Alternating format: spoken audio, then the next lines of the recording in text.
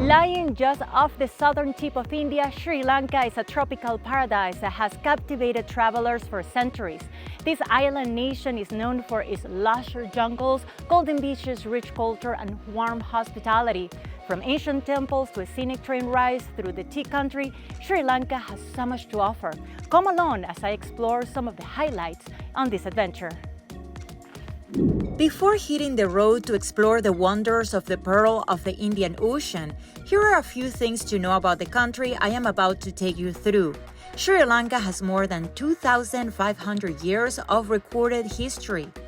The island gained independence from Britain in 1948. Today, it is home to about 22 million people. The country recognizes four major religions, with Buddhism being the largest. Now that you got the basics, let's explore. For this adventure, I rely on Chanu, my driver, guide, and host through my week-long journey. Our first stop, Dambulla Cave Temple, about 4 hours drive from Colombo. After countless hours on planes climbing the stairs to reach this temple, carved inside a massive rock, felt like the perfect way to wake up my legs. Dating back to around 80 BC, Dambulla is the largest and best preserved cave temple in Sri Lanka. The ancient murals covering the ceilings and walls are amazing, and more than 100 Buddha statues rest inside these silent chambers, each one beautifully preserved and filled with spiritual significance.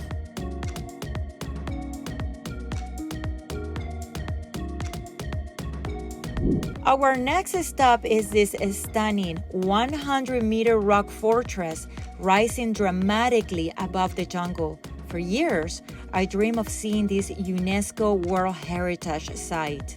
Over 1,500 years ago, a king built his royal citadel right here on this massive rock, making it into a palace. What remains today are vast gardens, water systems, frescoes, and ruins that whisper the stories of a once great kingdom. To reach the top means climbing 1,200 steps. So here we go. Passing through the Lion Gate and climbing the final steep steps is thrilling. Slightly nerve-wracking experience, I have to say, but the panoramic views waiting at the top are unforgettable. Going down is scarier than going up.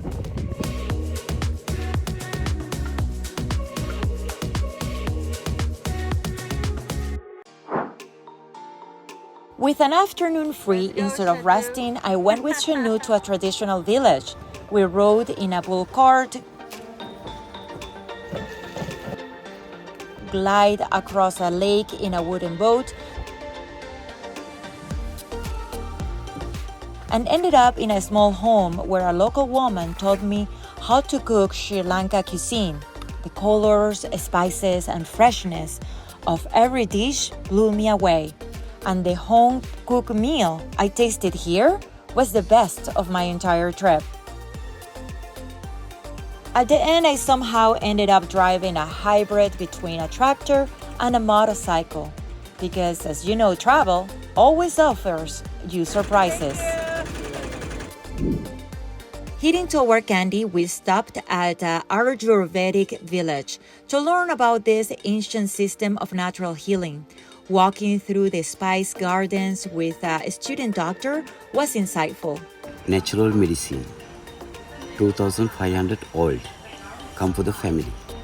An experience that shows how much wisdom nature already provides. Today we are making specialty herbal tea.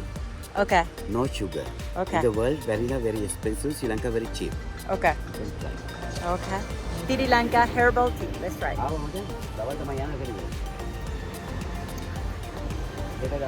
It is really good. In Kandy, we visited the Temple of the Sacred Tooth Relic, believed to house a tooth of the Buddha. Pilgrims come from all over the country to offer flowers and prayers. You can feel the devotion in the air. This is one of the most sacred places in Sri Lanka.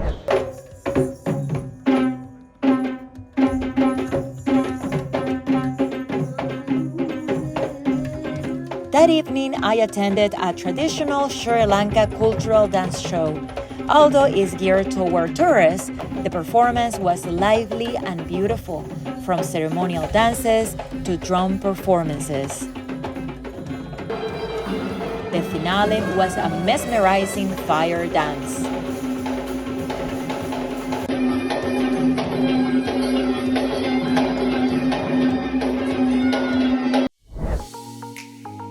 We continue deeper into the heart of Sri Lanka, where the scenery shifts dramatically into cool, misty tea country. These emerald hills are home to some of the world's finest tea. We visited a historic tea estate over a century old to learn about the tea-making process. After sampling several teas, I share my personal favorite. It's the English breakfast tea. I'm definitely not a green tea person.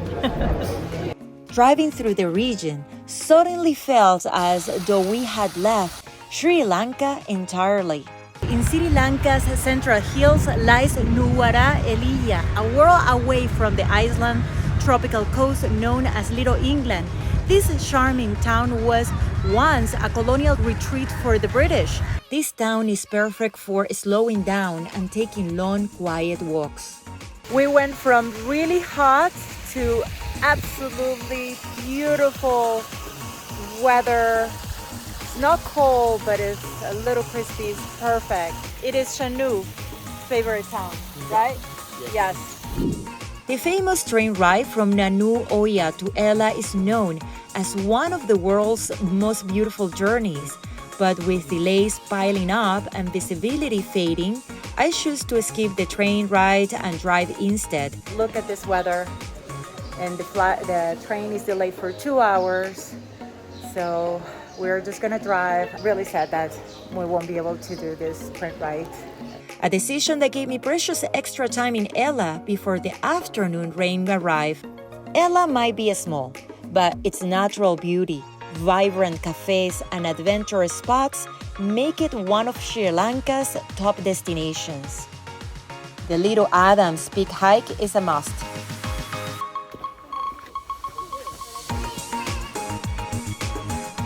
Almost there. A little bit more. Let's go. Wow. If you want your adrenaline up, there is an adventure center waiting for you. I decided to swim with swiping views of Ella Rock.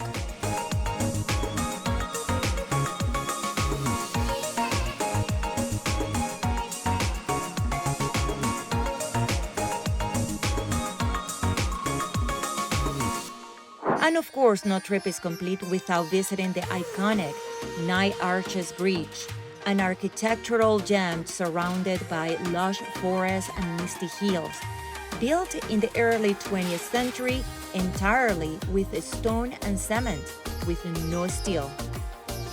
Then came another dramatic change of scenery, Ambalangoda, a tropical escape with empty golden beaches that feel like your own private paradise.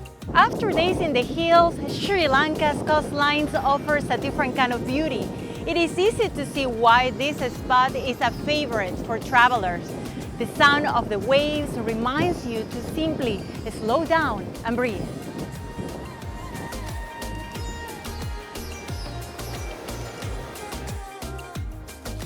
This was a perfect place to unwind, reflect, and take in everything Sri Lanka had already shown me. Near the beach, but offering a different landscape and experience, is the Madhu River. Cruising through mangrove forests and spawning wildlife scattered across more than 60 small islands is a top attraction in the area. Chanu convinced me to try the famous fish therapy, essentially a pedicure performed by tiny fish.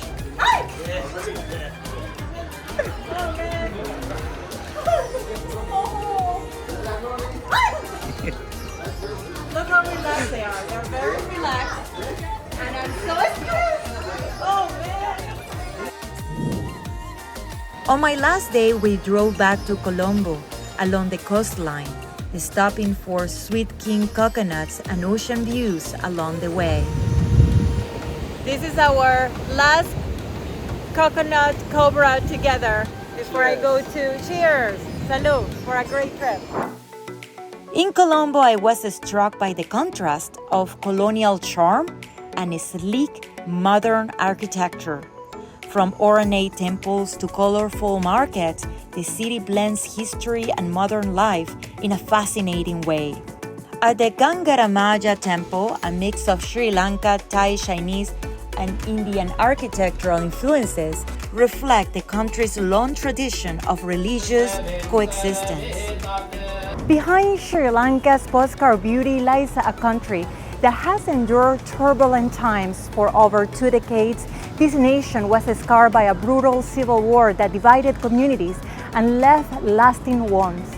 Yet today, Sri Lanka is turning a new page, opening its doors to visitors eager to experience its resiliency, its spirit, and the timeless wonders that make this island so unforgettable. Sri Lankans are proud of their heritage, and their generosity and warmth make every interaction memorable. This country reminded me once again why I choose to travel solo. Because the world feels bigger, people feel closer, and I feel more alive. Here is to traveling freely and always with curiosity.